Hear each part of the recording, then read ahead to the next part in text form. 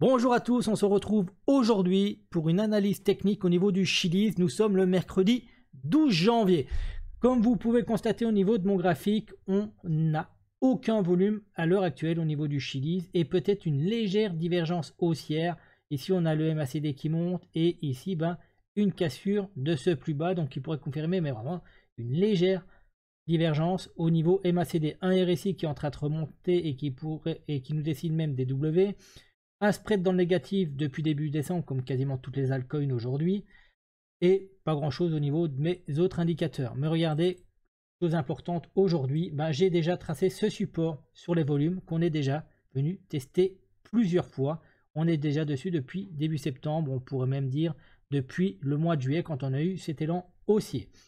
J'ai également tracé ici ce creux dans les volumes profile qui, comme vous le savez, les cours aiment bien venir généralement remécher dedans avant de pouvoir reprendre un élan haussier. Mais pour moi, on ira dedans que si on part en bear market. Mais aujourd'hui, sommes-nous en bear market ou avons-nous trouvé un bottom? Ici, j'ai une trendline des résistances qu'on a cassé. Malheureusement, derrière, on a tracé des M. Vous pouvez le remarquer, un point haut toujours plus bas. Est-ce qu'ici, on va faire un nouveau point haut toujours plus bas ou est-ce qu'on va pouvoir reprendre un élan haussier et des points bas toujours plus bas? Mais vous remarquerez au niveau de mon graphe toujours en daily que j'ai tracé 3 cercles. Quelles sont la concordance de ces 3 cercles? Regardez ici notre EMA 50. À chaque fois qu'elle vient casser l'EMA 100 et l'EMA 200, boum, un peu après, on trouve un bottom, grosse accélération haussière. Ici, l'EMA 50 est en dessous de l'EMA 200, oui, et casse l'EMA 100, elle se retrouve en dessous des deux autres, boum, gros élan haussier. Et là, on est exactement dans la même configuration. On a cassé l'EMA 100, on a cassé l'EMA 200. Allons-nous avoir cet élan haussier? La seule différence qu'il y a entre les 3 cercles, c'est que dans le premier, ici au niveau de l'EMA 9 en verte, et l'EMA rouge qui est l'EMA 13, l'EMA 9 était inférieur à l'EMA 13 et on a dû attendre une reprise de plus ou moins 6 jours avant d'avoir vraiment ce gros élan haussier. Que sur le deuxième cercle, notre EMA 9 était supérieure à notre EMA 13, mais elle est vraiment venue mécher sur l'EMA 13 qui nous a permis d'avoir un élan haussier en tout simplement 2-3 jours et d'aller chercher des plus hauts de plus de mémoire 139%, 140% quand j'ai fait mes calculs tout à l'heure. Et là, on est exactement pareil que sur le premier cercle en fait. Notre EMA 9 est en dessous de notre EMA 13.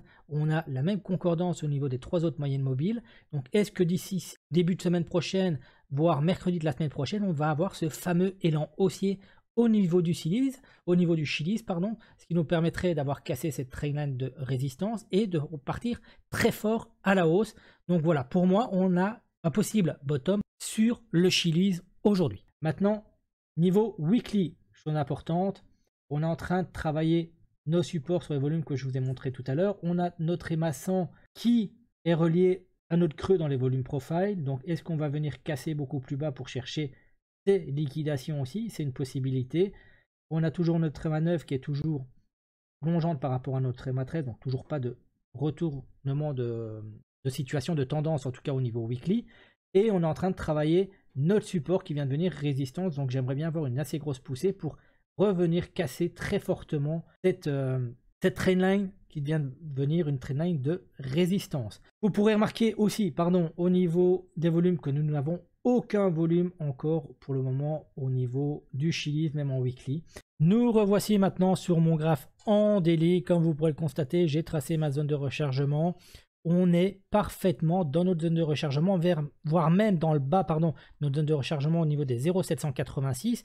Donc c'est au niveau des 0,209 $. Et les 0,618, donc les 0,366 $.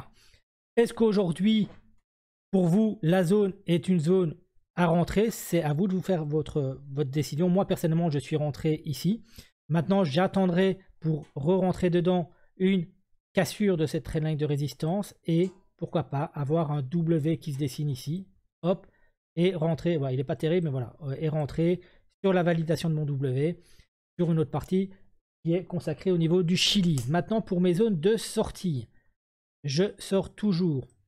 Et ce ne sont en aucun cas des conseils financiers, c'est uniquement mon propre analyse et avis personnel. Je ne suis pas conseiller financier.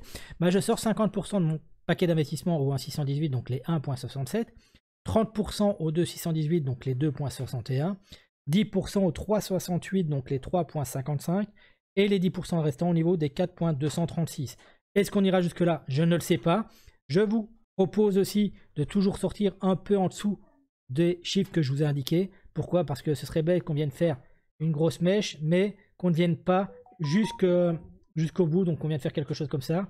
Hop, on monte, hop, on fait ça, puis on corrige. Voilà, sortez toujours un peu avant. Pourquoi? Parce que ce sont des zones mathématiques. Je vous souhaite en tout cas une excellente fin de journée. J'espère que cette analyse vous aura plu. J'espère qu'on est sur un bottom au niveau du Chiliz. Donc continuez à regarder le cours du BTC parce que c'est ce qui va nous donner aussi la direction du Chiliz peut-être pour milieu de la semaine prochaine. Allez, ciao ciao, à demain.